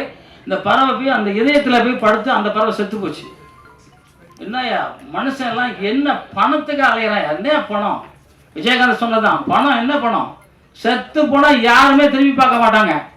அந்த மனிதனுக்கு மட்டும்தான் கழுகு பிறந்துச்சு விஜயகாந்துக்கு. ஏன்னா அந்த நல்ல மனிதர் நல்ல அந்த மாதிரி தான் வாழணும். வாழ்ந்தா அந்த மாதிரி வாழணும், இல்லைன்னா வாழவே வேண்டாம். எதுக்கு அடுத்தவனை ஏமாற்றி வாழணும்? எல்லாரும் நல்லவனா இருக்கணும். பணம் ஒண்ணுமே மயிரை கூட போட முடியாது. பணம் வச்சுக்கிட்டு சாப்பிடலாம், அதுக்கு உழைக்கணும், அவ்வளோதான். ஒழுங்கா ஒழுக்கமாக இருக்கணும், அவ்வளோதான். இது மட்டும்தான் தேவை. நீங்கள் என்ன வேணால் நினச்சிங்க, நம்ம நல்லவனா இருக்கணும். நல்லவனா இல்லைன்னா ஒன்றும் இல்லை. இன்னைக்கு வந்து பாருங்க, நம்ம எல்லார் குடும்பமும் வந்து சாப்பாடு வந்து நம்ம வீட்டில் ஆக்குறது இல்லை. மேக்ஸிமம் ஒரு 90% ஆக்குறது அந்த வீட்டில் பாசம் இருக்காது. தனித்தனி குடும்பமா, தனித்தனி ரூம், தனித்தனி செல்போன். எப்படி சாராயம் மிகப்பெரிய கொடுமையோ அதை விட மிகப்பெரிய கொடுமை செல்போன். பாருங்க, எல்லாம் செல்போன் தான் இப்போ கூட பார்ப்பாங்க, ஏதோ ஒன்று பார்ப்பாங்க. செல்போனில் என்ன இருக்கு, நமக்கு எதுனா அது இது இருக்கா? எல்லாருக்கும் யாரை பிடிக்கும் ரொம்ப அப்படின்னு நான் எல்லாரையும் கேட்பேன். எல்லா காலேஜுக்கும் நான் சீஃப் கெஸ்டாக போகும்போது கேட்பேன், எல்லாம் எங்கள் அம்மா பிடிக்குமா, ஒருத்தர் எங்கள் அப்பா பிடிக்குமா, இல்லை என் டீச்சரை பிடிக்குமா? ஒன்று பிடிக்கும்டா. 72,000 நாடி நரம்பு இருக்கு. அந்த நாடி நரம்பை நீ நல்லதா வச்சுக்கிட்டா தான் நீ ஆஸ்பத்திரிக்கு போக வேண்டியது இருக்காது. இல்லைன்னா நீ ஆஸ்பத்திரி 40 வயசுக்கு மேலே ஆஸ்பத்திரி தான் நிற்கும், ஆஸ்பத்திரி கீழே நிற்கணும். 16 வயசு பையனுக்கு ஹார்ட் அட்டாக்கு, ஏன்னா அவனால சாப்பிட முடியல. நேற்று என்னை தேடி மதுரையில் ஒருத்தர் வந்து அவருக்கு டிஃபன் வாங்கி கொடுத்தேன். டிஃபன் நான் வாங்கி கொடுத்துட்டு உள்ளே போயிட்டு தண்ணி எடுத்துட்டு சாப்பிட்டு முடிச்சார். எப்படிங்க சாப்பிட்டா? ஒழுங்கி இருக்காது, அது விஷமாயிடும். உங்களுக்கு மென்று சாப்பிட்டீங்கன்னா தான் நம்ம கபாலத்தில் இருந்து அமிர்தம்லாம் உள்ளே போய் உடம்பை இளமையாக வச்சுக்கும். அட சாகிற வரைக்கும் நோய் இல்லாமலாம் இருக்கலாம்யா. 120 வயசு வரைக்கும் வாழ்க்கை எல்லாருக்கும். அந்த 120 வயசு நோய் இல்லாமல் இருக்கலாம்ல, அதை கூட இல்லாமல் யாருமே பார்க்கறதில்ல. இப்போ ஒரு வீட்டுக்கு போயிட்டு வந்தேன், ஒரு கிரக பிரசம் வீட்டுக்கு போயிட்டு வந்தேன். அந்த வீட்டில் பெரிய டிவி போட்டு அந்த குழந்தை ஒரு 1.5-2 வயசு டிவியில் போட்டு அது வந்து டான்ஸை பார்த்து உட்காந்துருக்கு. என்னங்க என்ன இல்லை, அதை பார்க்கலாம், அது வளம் அப்படிங்கிறாங்க. வாழ்க்கை அப்படி மாறி போச்சு. இன்னைக்கு வந்து திரைப்படம் இன்னைக்கு பார்த்தோம், முதல்ல நாடகம் பார்த்தோம், பாவகுத்துன்னு ஒன்று வரும், அதை பார்த்தோம். அப்புறம் நாடகம் பார்த்தோம், அப்புறம் திரைப்படம் பார்த்தோம். இன்னைக்கு வந்து டிவி வந்துச்சா, டிவி வந்ததுக்கப்புறம் பார்த்தீங்கன்னாக்க செல்ஃபோன் வந்தப்பறம் எல்லாத்தையும் அழிச்சிருச்சு. டிவி பார்க்கல, படம் பார்க்கறது எல்லாத்தையும் அழிச்சு நாசம் பண்ணிட்டாங்க. ஸோ இந்த மாதிரி நிலைமை இருக்கணும்னா நீங்கள் முழுதாக இந்த இப்போ வந்து நம்ம சாரோட அரம்சை படம் வந்து அரசியல் எப்படி இருக்கணும், மக்கள் எப்படி இருக்கணும். இன்னைக்கு வந்து கள்ளக்குறிச்சியில் வந்து 60 பேர் செத்துருக்காங்க. எப்படி 60 பேர் செத்தாங்க? போலீஸ் பக்கத்தில் தான் இருந்திருக்காங்கன்னு சொல்றாங்க. எப்படி செத்தாங்க? ஏன் இவ்வளவு பேர் சாகணும்? அப்போ நம்ம எதோ வாங்கி சாப்பிடுறோம். இன்னைக்கு வந்து ஒரு உணவு ஆர்டர் பண்ணோம்னா அதுல புழு இருக்கு, தேள் செத்து கிடக்குது, கரப்பாம்பூச்சி கிடக்குது. அப்போ யாரையும் பார்க்கறது இல்லை. அவன் பணம் பணம் பணம் பணம் மட்டும்தான். அந்த பணம் வந்து யாரையும் எந்த காலத்திலையும் காப்பாற்றாது. குடும்ப ஒற்றுமை மட்டும்தான் காப்பாற்றும். நம்ம எப்பவும் ஒரிஜினலா உத்தமனா இருந்தா மட்டும்தான் நம்ம வாழ முடியும், நல்லா வாழ முடியும். இல்லைன்னா ஏதோ வாழலாம், ஏதோ வாழ்ந்து போகலாம், சும்மா பிச்சைக்கார மாதிரி வாழலாம், ரோட்ல படுத்துட்டு போகலாம், தண்ணி அடிச்சுட்டு துணியை கழட்டி போட்டு போகலாம். எவனுக்கும் தெரியாது, உனக்கு வாழ்ந்த அர்த்தமே இல்லை. அந்த வாழ்க்கை நல்லா வாழலாம். அரம்சை படம் மாதிரி ஒரு படத்தை எடுத்த அந்த டைரக்டரை நான் மனமாற பாராட்டுறேன், இந்த டீமை மனமாற பாராட்டுறேன். நம்ம தேவா அவர் எங்க வயசானவர், என்னோட சின்னவரா பெரியவரா சொன்னீங்க? என்னோட சின்னவரா? ஓகே. அவர் வந்து அற்புதமாக வந்து சொல்லுவார். டைரக்டர் நானும் நடிச்சிருக்கேன், ஆனால் எல்லாம் சொன்ன மாதிரி எனக்கெல்லாம் ஒன்றுமே தோணலை. ஏன்னா நடிக்க சொன்னாலும் நடிச்சு நம்பட வேண்டாம், அவ்வளோதான். எனக்கு ஒன்றுமே கூட டேக் வாங்கலை, என்னமோ தெரியல. ஒருவேளை நான் கரெக்டாக பண்ணேன்னா இல்லை நான் தப்பாக பண்ணேன் எனக்கு தெரியல, ஆனால் அது மாதிரி பண்ணி கொடுத்தாரு. அப்புறம் எல்லாம் சொல்கிறத பார்த்தா டைரக்டர் அப்படிங்கிறாரு. நான் ஒரு குழந்தை மாதிரியே தான் பார்க்குறேன். பாலு சார் வந்து எனக்கு தெரிஞ்சு ஒரு குழந்தை, எனக்கு அவ்வளோதான். அவர் வந்து நான் ஒரு 6 நாள் நடிச்சிருப்பேன் சார், 7 நாள் அவர் பார்க்கும்போது எனக்கு குழந்தை, இப்பவும் குழந்தை மாதிரி தான் தெரியாது. அவர் ஒரு இதாகவே எனக்கு தெரியல. ஆனால் நீங்கள் ஹீரோ ஆகணும்னு உங்களுக்கு ஒரு இது இருக்கும்போது சண்டே முறையாக கற்றுங்க, டான்ஸை முறையாக கற்றுக்கிட்டிங்கன்னா உங்கள் அழகுக்கு மிகப்பெரிய ஹீரோவாக தமிழ்நாட்டில் வர்றதுக்கு வாய்ப்பு இருக்குது. சண்டை நல்லா போடலை, நான் சண்டைக்காரன் இல்லை, அதனால சொன்னேன். இல்லை கற்றுக்கணுங்க. இல்லை சார், இப்போ நான் ஒரு படம் ஹீரோவாக நடிக்கிறேன், என் சண்டையை பாருங்கள். ஒரு ஃபைட்லாம் நம்ம எடுத்துகிட்டு வந்துட்டேன். இப்போ கூட ட்ரெய்லர் போடலாமான்னு பார்த்தேன். இப்போன்னா இப்போ இல்லை, ஒரு ஆண்டுலாம் இல்லை முடியட்டும் அப்படின்னு வெயிட் பண்ணிட்டு இருக்கேன். என்ன சாவித்திரி பார்க்குறாங்களே? ஓகே ஓகே, பயமா இருக்கு உங்களுக்கு? சரி ஓகே சார், இந்த படம் நல்ல படம். பத்திரிகை நண்பர்கள் அனைவருமே சொன்னாங்க, குணாஜி சொன்னாங்க, நீங்க தான் சொன்னீங்க இல்ல குழந்தைய வந்து நல்லா வளர்த்து விடணும்னு சொன்னாரு. அந்த ஜீவா ஓகே. அது மாதிரி வந்து நீங்க அந்த அரம்சை பட குறிப்பை நீங்க பத்திரிகையால நினைச்சா மட்டும்தான் ஒருத்தர் தூக்க முடியும், இல்லைன்னா யாராலே முடியாது. அந்த பத்திரிகை நண்பர்கள் நீங்க அத்தனை பேர் வந்திருக்கீங்க, இந்த நல்ல படம் உங்களுக்கும் தெரியும். நாடு நல்லா இருக்கணுமா இல்ல இருக்கக்கூடாதுன்னு உங்க மனசாட்சிக்கு நல்லாவே தெரியும். ஏன்னா நீங்க தான் எங்களுக்கு எல்லாம் சொல்றீங்க. கொரோனா காலகட்டத்தில் நாங்க வீட்டுக்குள்ளே இருந்தோம். நீங்க தான் சொன்னீங்க என்ன நடக்குது என்ன போச்சுன்னு எங்களுக்கு தெரியும். நீங்க உங்க உயிரை எப்படி ராணுவம் எப்படி உயிரை துச்சமா மதிக்குதோ, போலீஸ் எப்படி துச்சமா மதிக்குதோ, ஃபயர் சர்வீஸ் எப்படி துச்சமா மதிக்குதோ, அதே மாதிரி பத்திரிகை நண்பர்கள் அனைவரும் உங்கள் உயிரை துச்சமா நினைச்சு மக்களுக்காக செய்யற நீங்க உங்க குடும்பத்தோட நல்லா இருக்கணும். ஏன் நான் சொல்றேன்னா, இன்னைக்கு ஒருத்தன் ஏதோ பத்திரிகையில அடிச்சான், நான் பார்த்தேன் ஒரு இதுல அடிச்சான், நீங்க திருப்பி அடிச்சுக்கணும். எவனா தானங்க திருப்பி அடிங்க. அடிக்காத வரைக்கும் நம்ம யாரும் அடிக்க கூடாது. அடிச்சா திருப்பி அடிக்கணும். என்னங்க பயிலான கேட்குதானே? நான் அடிக்கவே விட மாட்டேன்.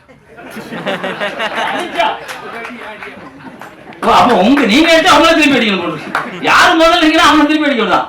ஏன்னா வாய் பிரச்சனை வர அடிக்கிறது இல்லையா, அந்த மாதிரி இருக்கணும். இப்ப அக்கா வந்து ரொம்ப இதா இருக்காங்க. அக்கா ஒரு சால்வை போடலாமா? வாங்க உங்க மேலத்துக்கு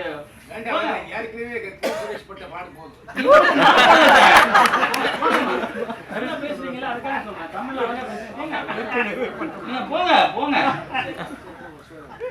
2 ஹீரோயினுக்கு நல்லா தமிழ் தெரிஞ்சு ஆனா தமிழ் பேச மாட்டேன்ட்டாங்க. தமிழ்நாட்டுல தமிழ் பேசுங்க மேடம். இல்ல நீங்க நல்லா பேசுங்க. இல்ல என்னோட நல்லா பேசுறீங்க. நல்லா பேசுறீங்க. இந்த அக்கா நல்லா பேசுறாங்க தமிழ். ஓகே சரி ஓகே. ஆனா என் மண்ணு என் நாடு என் தமிழ்நாடு. இந்த பக்கம் பாருங்க, கன்னடத்தில் அன்னைக்கு போனா தமிழ் எழுதணும்னு அதை மட்டும் தனியா கிழிக்கிறான். தமிழை அப்படி நினைக்கிறதே இல்லை. வந்தாரை வாழ வைக்கிறோம் ஒரு தமிழை மட்டும்தான். உலகத்திலே முதல் மொழி தமிழ் மொழி தான். இதுக்கு அப்புறம் தான் மொழியெல்லாம் பிரிஞ்சிச்சு. அந்த தமிழன் கடவுளுக்கு நிகரானவன். நான் அடுத்த ஜென்மத்தில் பிறந்தா கூட தமிழன் தான் பிறக்கணும். ஏன்னா இங்கதான் அந்த ஒற்றுமை இருக்கு, அந்த நட்பு இருக்குது. அதனால நீங்க தமிழ்நாட்டில் தமிழை நடிக்க பாருங்க, எவ்வளவு பெரிய சூப்பர் ஸ்டார் ஆனாலும் சரி, இங்க நடிச்சுட்டு போனதான் சூப்பர் ஸ்டார் ஆக முடியும். சிரஞ்சீவியா இருக்கட்டும், கன்னட ராஜ்குமார் சாரா இருக்கட்டும், எல்லாரும் இங்க நடிச்சாதான் அது என்னமோ இங்க ஒரு தெய்வ உலகம் தமிழ்நாடு. அந்த தெய்வ உலகத்துல நீங்க இருக்கிறீங்க. உங்களை நான் தப்பா சொல்ல, இனி பேசும்போது நீங்க தமிழா பேசுங்க, அதான் நான் கேட்கிறேன். அதே மாதிரி ஓகே, இந்த விழா ரொம்ப சிறப்பாக நடந்திருக்கு. ரொம்ப நேரம் ஆயிடுச்சு. எப்பவுமே நான் சொல்ற மாதிரி உலகத்திலே தாய், இந்த தாய்க்கு மிஞ்சி யாருமே கிடையாது. பூமி எப்படியோ அதுதான் தாய். என்ன உழைச்சாலும் தாங்கிக்கிற அந்த பூமி தான் நம்ம அம்மா. அந்த அம்மாவை யாரும் மறக்காதீங்க. மறந்தவங்க வாழ்க்கையில் ஜெயிச்சதா சரித்திரமே கிடையாது. தந்தை வானம், அதுதான் மழை பொழியும். அந்த தந்தையும் தாயும் இல்லைன்னா உலகம் கிடையாது. இந்த தந்தையும் தாயும் நீங்கள் யார் யார் மதிக்கிறீங்களோ அவங்க மட்டும்தான் வாழ்க்கையில் ஜெயிக்க முடியும். எப்பவும் போயிட்டு நீங்கள் வந்து தந்தை கிட்ட சாப்பிட்டீங்களா, அம்மா கிட்ட சாப்பிட்டீங்களா ஒரு வார்த்தை கேளுங்க. அந்த பாசம் உங்களை பெருசா ஆக்கிடும். ஏன்னா அன்னைக்கு வந்து எனக்கு நானும் 9வது பையன், எங்க பெரியப்பா வீட்டில் 12வது பையன். அது மாதிரி இப்போ ஒரு குழந்தை பெக்கணும் 1 லட்சம் ரூபா, 10 லட்சம் ரூபாய். ஏன்னா குழந்தை பெக்கிறதுக்கு அவங்க கிட்ட அந்த சக்தி கிடையாது. ஏன்னா சாப்பாடு கிடையாது. அதனால அம்மா அப்பா கிட்ட சாப்பாடு சாப்பிட்டீங்கன்னா உங்களுக்கு எல்லாம் நல்லபடியாக நடக்கணும்னு சொல்லிக்கொண்டு, அதே மாதிரி நான் பிறந்த தமிழ், நான் எல்லா நாட்டுக்கும் போயிருக்கேன். எல்லா நாட்டிலையும் மாடு அம்மானி தான் கத்துது. ஒரு இடத்துல கூட மம்மின்னு கத்துனதே இல்லை. அந்த தமிழ்நாட்டில் அந்த தமிழை வந்து அந்த மாடு கூட தெரியுது. இப்போ இடையில ஒரு 6 மாசம் குழந்தை அந்த போட்டாங்க. நான் கூட என்னோட யூடியூப்ல போட்டேன். அது அம்மாங்குது அப்பாங்குது இங்கிலீஷ்ல சொல்ல. 6 மாசம் குழந்தை. அப்ப அதுக்கு மாதிரி இருக்கும்போது நீங்க காது குத்துறீங்க. இல்ல நான் ஷார்ட் பண்ணல. அதனால அந்த தமிழ் வாழ்க, தமிழனா பிறந்தது சந்தோஷம். தமிழ் வாழ்க, தமிழ் வெல்க. வென்றே தீர்வோம். நன்றி, ஜெயஹிந்த். அப்புறம் ஒரு சின்ன வேண்டுகோள். கள்ளக்குறிச்சியில் இன்னைக்கு 60 பேரை தாண்டி இறந்துருக்காங்க. 62. அதுக்காக நம்ம அரம்சை குழு சார்பாக எல்லாரும் ஒரு நிமிஷம் அவங்களுக்காக மௌன அஞ்சலி செலுத்தலாம்.